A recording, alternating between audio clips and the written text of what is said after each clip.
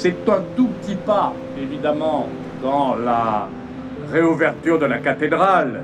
Nous attendons tous impatiemment cette journée sublime de 2024 où nous retrouverons la cathédrale par une cérémonie grandiose de Monseigneur, naturellement. Mais il faut des petits pas avant, un petit pas qui devrait permettre de libérer les flux des touristes. Et je ne doute pas qu'ils seront encore plus nombreux par ce pont à venir rue du Cloître et rue d'Arcole. Installé ce 4 septembre comme recteur archiprêtre de la cathédrale, Monseigneur Ribado Dumas était présent et a tenu à saluer le travail accompli.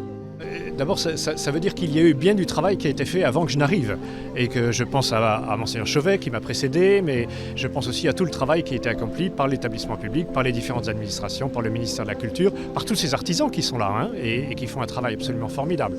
Donc ça veut dire que nous sommes plus proches aujourd'hui de la réouverture que de l'incendie.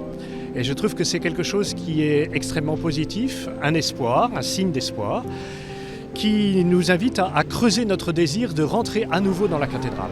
Pour les élus locaux, cette réouverture n'est pas seulement une étape symbolique, mais pourrait permettre de donner de l'air aux riverains et aux commerçants du quartier, frappés de plein fouet par la fermeture de la cathédrale et la pandémie. C'était un lieu aussi de circulation, un lieu de circulation qui permet d'aller plus vite et un lieu de circulation très attendu aussi pour tous nos commerces. Les touristes, il y en a beaucoup à Notre-Dame, c'est le lieu, je ne vous apprends rien, le plus visité d'Europe.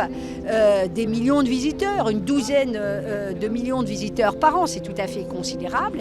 Et avec la fermeture de ce pont, eh bien, ce sont des dizaines, pour ne pas dire des centaines, de commerces. Je pense notamment à l'hôtellerie, à la restauration, au secteur des brasseries, qui vivaient au ralenti.